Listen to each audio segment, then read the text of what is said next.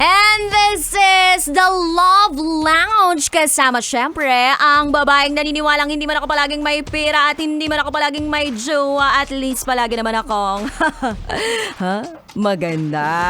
This is me, DJ Rocky Terra. At hindi po ako napag-iisa dito sa Love Radio Booth because today kasama natin dito sa Love Lounge ang Dionela!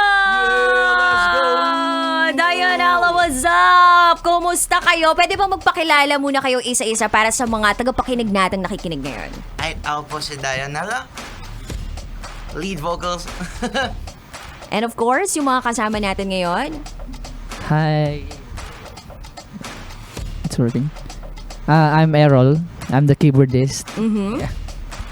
I'm Loisy, the guitarist. Mm-hmm. I'm Maisie, girlfriend po ni Dionela. Hi, girlfriend. Yes, sir. Wow! Yes, sir. OMG! Nagbitbit. Gusto ko yung ganon. Yung Nagbitbit. sinama dito yung girlfriend. I love it. Very supportive, ah. So anyway, Mismo. kumusta naman kayo? Hindi ba kayo masyado nainitan sa labas? Nagkakaputok ba kayo? Yun yung first question. Napatawa lang. Malalaman nila pag nagpunta sila sa gig. Malalaman nila pag napupunta sila sa gig. So for sure, ang daming mga nagpupunta sa mga gigs ninyo to have a picture of you, ganyan, makasama kayo. Meron na ba kayong most memorable gig experience? Kagabi. Ay, saan kayo nagpunta at anong nangyari? Nagpunta ako sa bistro, tapos merong isang vlogger na binili yung handwritten ko nung song ko na sinulat for 1M.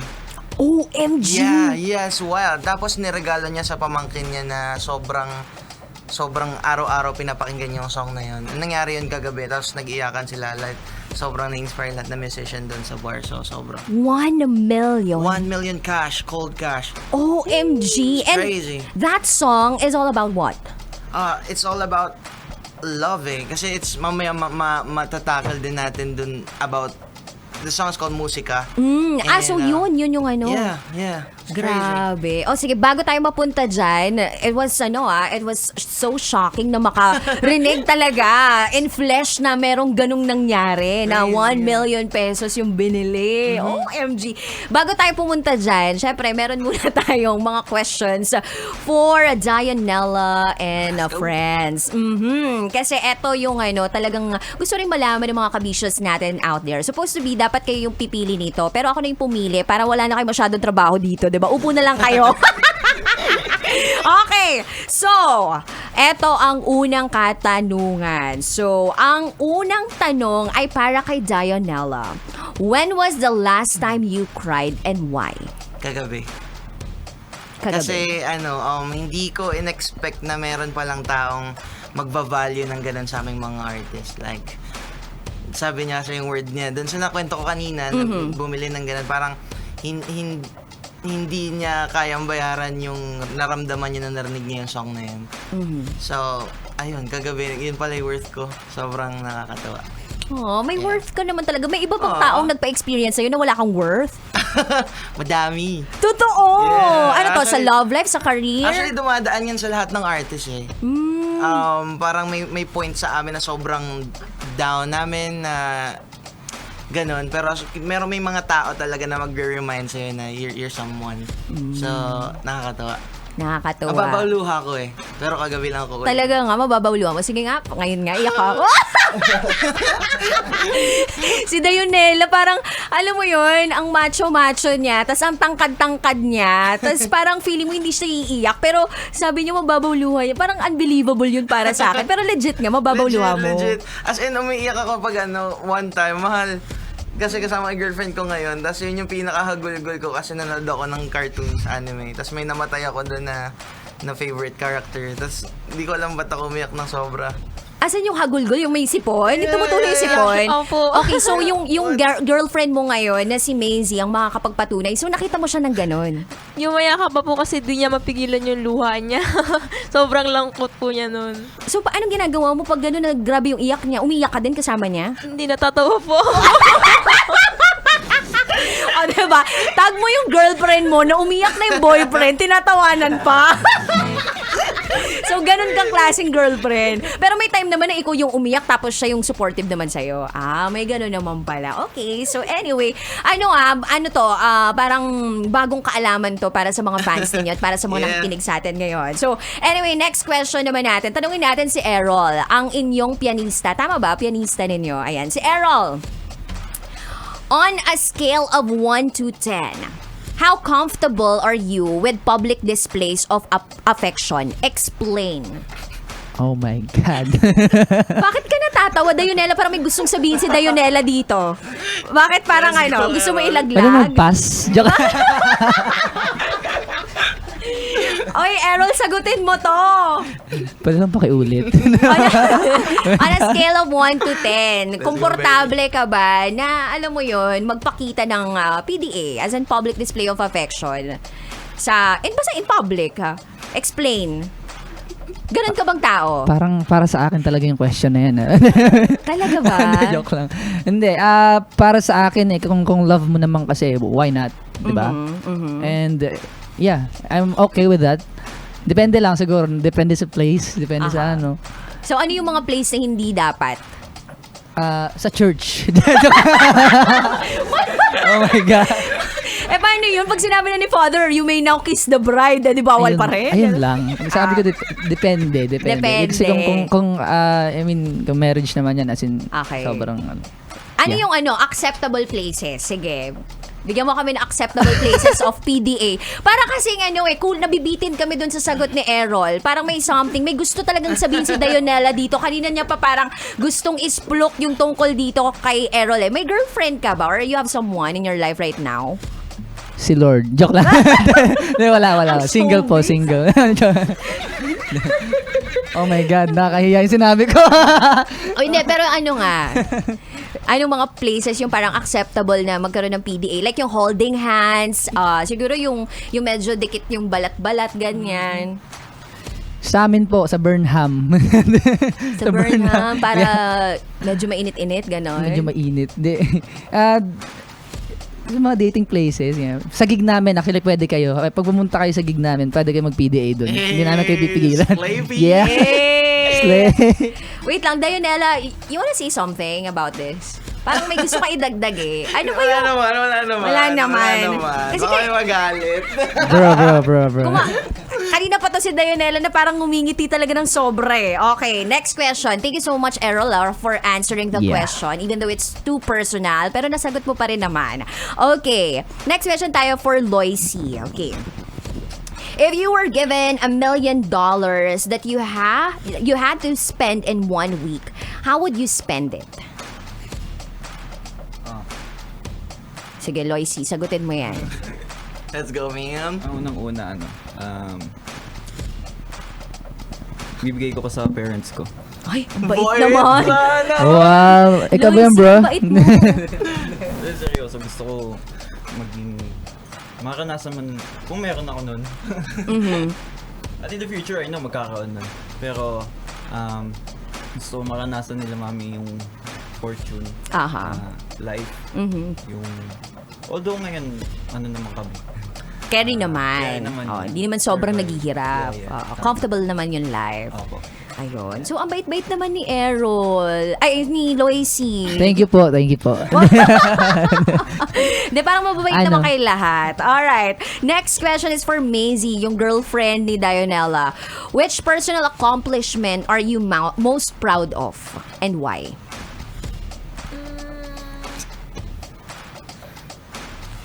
Wait lang. Siguro po yung pag-aalaga ko po ng mga pets ko. Kasi bunso po ako, so sanay po ako na ako yung inaalagaan. And meron po akong 3 cats and isang aso. So, hindi naman kasama sa pets mo si Dionela. Pero inaalagaan mo din siya. Syempre And for po. him, syempre, ano naman yung accomplishment niya, yung proud ka? Ngayon po lahat. Lahat. Kasi lahat po nag-work hard po siya doon and deserve po niya lahat talaga ngayon. Ayun, grabe naman talaga yung pagmamahal sa'yo ng girlfriend mo. So, eto na, let's play a game. Ang tawag sa game na ito ay sing that song and you just have to make a sample or play that song na nandun sa top of mind ninyo. So, the first song that reminds you of your ex. Play it. Is it too late now to say sorry, Maisie? Uy, bakit mo? Ba't yung girlfriend mo yon? Remind me of my ex, sorry mahal. Baka awayan niya ako pag uwi. World War III na to. Okay, next. Song that resembles your current love life. Ayan na. Ikaw lang mahal, laman ng tula, tunog ng gitara, himig ng kanta. Kumupas man ang tinig ay di mawawala, hiwaga mong dala, ikaw aking musika. Ganda naman ng kantang yun. Excited na ako mapakinggan yan mamaya. Eto naman, next song that inspires you. Inspire me. We are the champions every day. Ay, my friend. Oh my God. Nagbago na pala yung lyrics. hapon lang. Eto na talaga.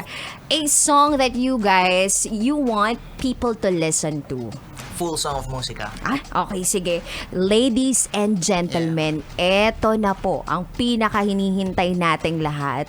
Ang full sample ng kantang musika. Take it away! Ikaw lang mahal, laman ng tula, tunog ng gitara, himig ng kanta. Kumupas man ang tinig ay di mawawala, hiwaga mong dala, ikaw aking musika.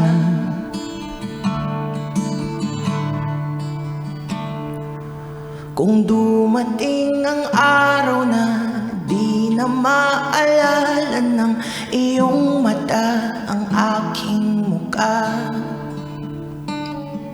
mahal, wag kang mag-alala, tanda naman ng puso ang itsura ng naging pagsinta. Kung oras ay nababalik lang sana, ay babalik nung una kang nakita. Muli kang liligawan ng muli kong maranasan ang umibig sa anghel sa lupa. Ikaw lang mahal, laman ng tula, tunog ng gitara, himig ng kanta. Kumupas man ang tinig ay di mawawala, hiwaga mong dala, ikaw aking musika.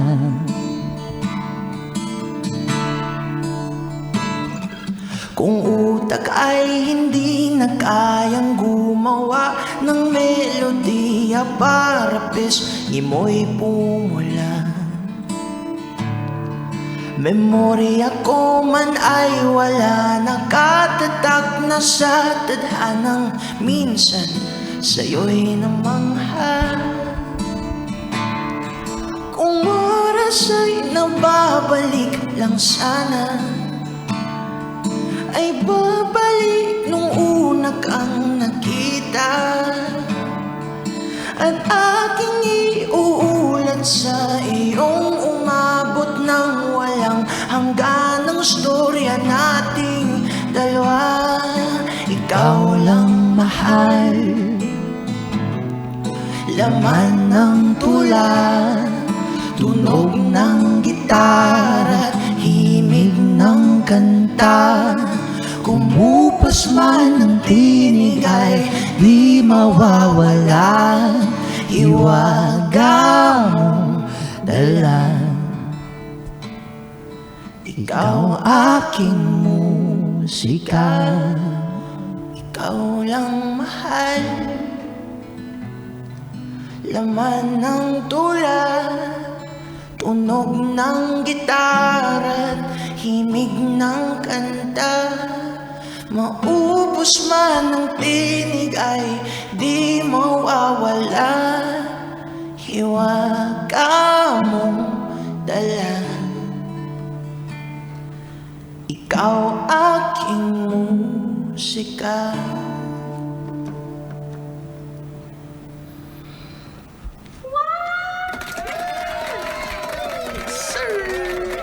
Napakagaling, and that was Musika by Dionela. Napakagaling!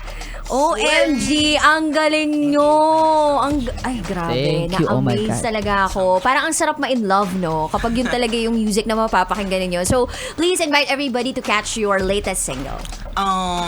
Please stream my song Spotify. My song Musika available on Spotify, all music platforms. Sana ma-reach out ko yung mga puso nyo through listening to my music. So, yeah. More than 1 million pa yun.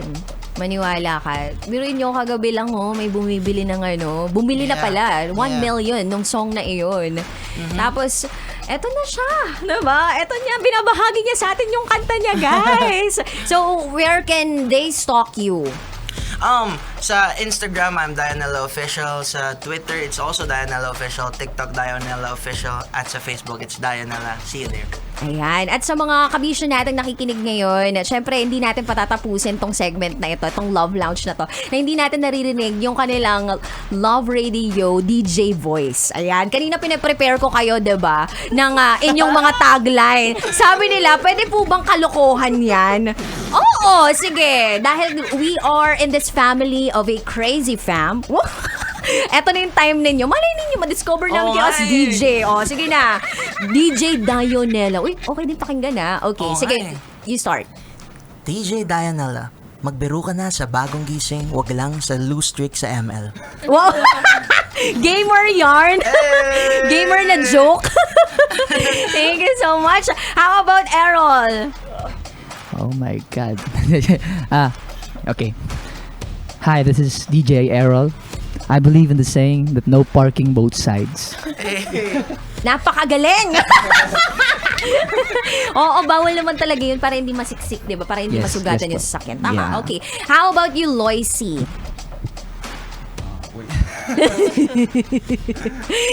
Nandun pa yata si Loisy dun sa question na kung paano niya gagastusin yung $1 million niya. Okay. Hello guys, this is DJ Loisy at naniniwala sa kasabihang never beg to someone because too big is water. Ha? I saw that meme. Hindi ko nga alam yung isipin ko, nakita ko din yun. Thank you. And of course, dahil nandito na, kasama na natin yung girlfriend mo, hindi pa pasalatian na natin. Baka may DJ ka dyan, tagline. Hi everyone, I'm DJ Maisie. At naniniwala ako sa kasabihang ulam ng aso ko chicken, ulam ko sardinas. Guys, know your priorities, okay? So that's it, Kabisyo. Ito nga po ang Dionela. Woohoo! Sana nag-enjoy kayo at nag-enjoy din kami Let's lahat. go. Sobra. Nag-enjoy kayo talaga. Yeah. Super. Talaga nag-enjoy kayo dun sa mga tanungan natin. Yung unang tanong din, parang may putok. Nagkaputok. Tok ka ba? Rekta, walang intro. Wala nang intro yun. Pero ito, extra na nga tayo para sa Love Lounge natin. So, ladies and gentlemen, mga kabisyo, yan nga po ang Dionela. Follow them on their social media accounts and you may catch their latest single, Musika, sa mga streaming platforms, music streaming platforms. And of course, dito rin mapapakinggan ninyo sa Love Radio ang kaninang sinample, of course, ni Dionela. So, yeah, kabisyo, magbabalik tayo for LRT 10 kasama pa rin si DJ Rocky. So, here's Dionela's musika para sa Love Lounge. Ikaw lang